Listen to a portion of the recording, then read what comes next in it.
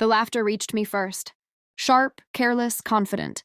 I was standing by the hallway corner, a grocery bag still hanging from my hand, when I heard her voice drift out of the half-open patio door. "My husband is clueless," she said, giggling. "He has no idea what's happening right under his nose." Another voice answered. A man's voice, low, familiar. I didn't move. 10 feet away. Close enough to hear every word. Far enough that they thought they were alone. I set the grocery bag on the floor slowly, quietly.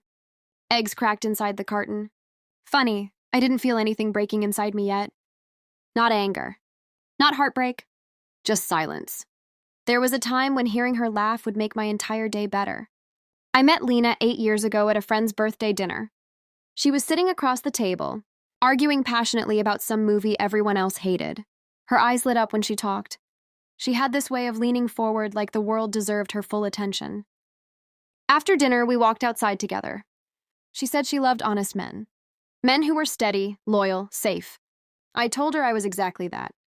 She smiled like she believed me. 3 years later, we were married. 5 years after that, we had a house, a dog, and the kind of routine people call comfortable. I thought comfortable meant secure. Turns out comfortable just made it easier for her to hide things. The changes started small. Too small for most people to notice. She started guarding her phone. Her gym sessions got longer. Her laughter around me became rehearsed. Like someone reading lines they'd already memorized. One night, she stepped out to take a call. Said it was her sister. When she came back, she smelled like a different perfume. That was the moment something inside me woke up. Not suspicion. Awareness. So I started watching, quietly, patiently. The first real clue came 2 weeks later. A notification popped up on the tablet she forgot to log out of. A message preview. Same time tomorrow?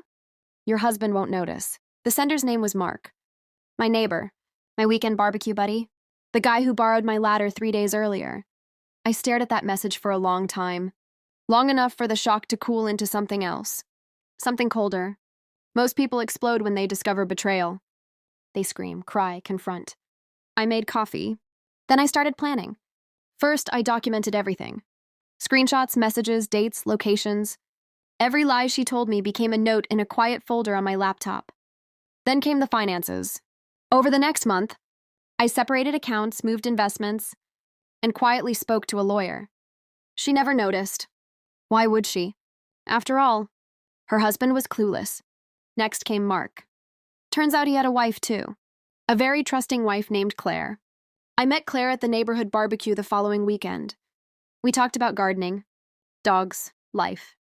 At the end of the conversation, I handed her my phone. Just something you might want to see.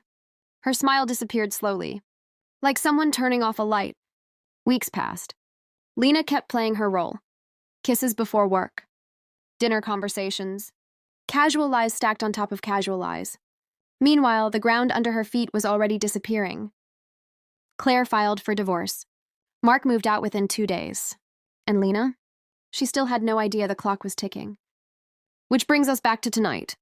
The patio. Her voice. "My husband is clueless," she laughed. I stepped forward. The door creaked. They turned at the same time. Mark looked like he'd seen a ghost.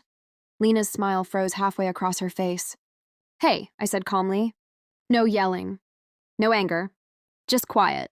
"You should probably finish that sentence." Neither of them spoke.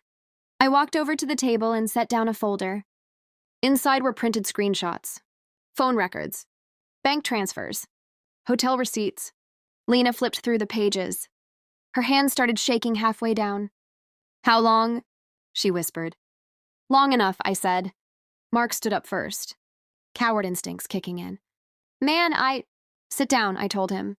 He did. Funny how quickly confidence disappears. Then I slid another envelope across the table. "This one's for you, Lena." She opened it slowly. "Divorce papers?" Pre-signed. "Prepared weeks ago?" Her eyes filled with panic. "You're serious?" I almost laughed. "You thought I didn't know." Silence swallowed the patio. The kind of silence that makes truth impossible to escape. Then came the final piece. "I should mention," I added, "the house is legally mine now." Her head snapped up. "The accounts, too." Mark looked between us like someone realizing the movie had already ended. "I moved everything a month ago," I said. Lena stared at me like she was seeing a stranger. Maybe she was. Why didn't you say anything? She asked. I leaned back in the chair. Because, I said quietly, I wanted you to feel exactly what I felt tonight. The moment when the truth finally arrives, and there's nothing left to do but face it. An hour later, they were both gone. The patio was quiet again. The night air felt lighter. I picked up the broken grocery bag from the hallway. Eggs ruined. Dinner canceled.